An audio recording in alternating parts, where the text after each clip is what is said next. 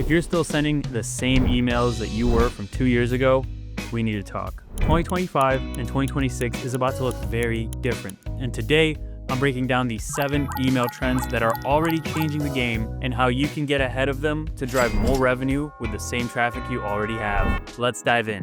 All right, trend number 1, and this one is a non-negotiable. It's mobile-first design. Now, over 80% of e-commerce email opens are happening on mobile now. I repeat, 80%. And yet, we still see brands using multi-column layouts, tiny fonts, and buttons. You need a Nintendo DS stylus just to click on them. Now, here's what you need to do in order to succeed with mobile-first. Use single-column layouts, clean, focused, and easy to scroll with your thumb.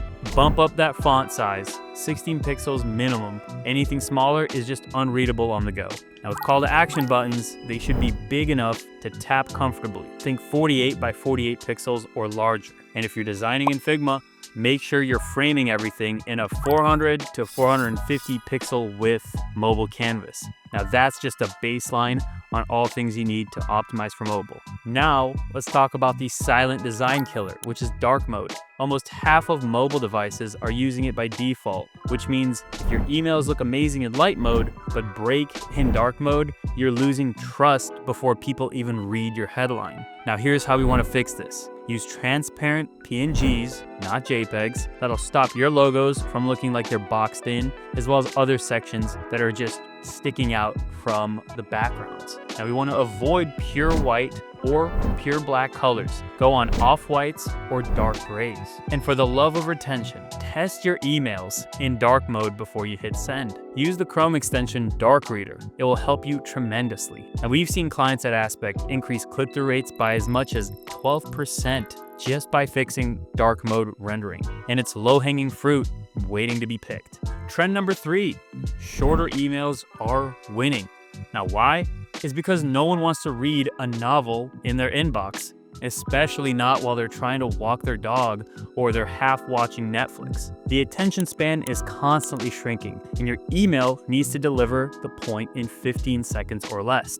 Now here's what you need to do. Lead with your strongest value proposition or offer. Don't bury it in paragraph number 4. Keep it to 1 call to action per email, unless you're doing a roundup of multiple topics. Use icons, bolding, bullet lists, spacing, and just general formatting guidelines you learned in high school. Break up that text, make it skimmable, and making it easy to read. You're not dumbing it down, you're just tightening the message and making it punchier. Next up, let's talk about a comeback I'm really here for. Well, it's not really a comeback because it's just been constantly winning. It's plain text emails. Now, why are they working? Well, because they feel personal, real, and human, especially when the inbox is already full of overly polished, image-heavy emails.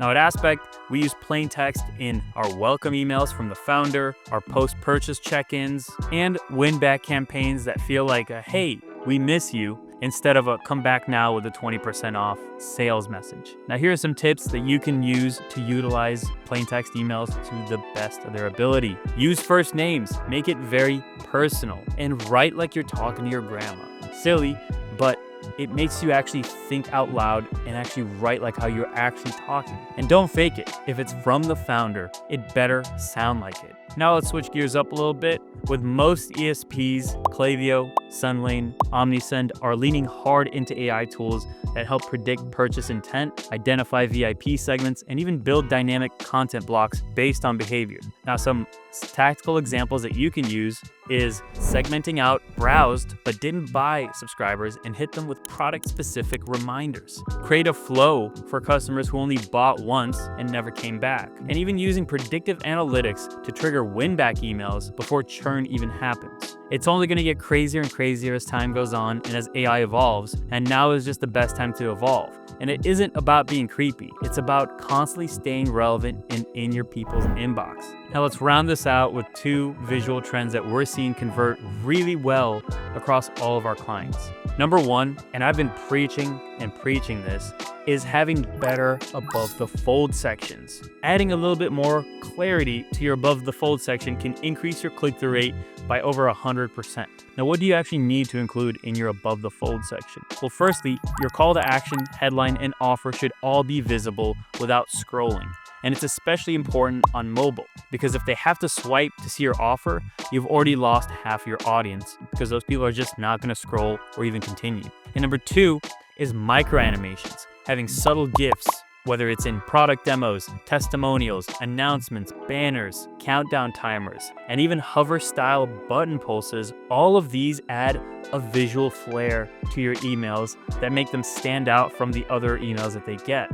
Now, I'm not saying you need to go full Vegas Strip with all the animations and lights, but a little movement in the right place can lift engagement significantly, increase those click-through rates, and increase those post-purchase rates. So to recap, if you want to stay ahead of the curve in 2025 and definitely be prepared for 2026, make sure you design mobile first, optimize for dark mode, keep your emails short and skimmable, no essays and no big paragraphs, mix in some plain text emails into your flows and campaigns, get serious with AI-driven segments and getting more personalized with using AI as a personalization tool in your emails, and don't be afraid to evolve some of the visuals behind the scenes for your emails. Now, if you got value from this, go ahead and hit that like button.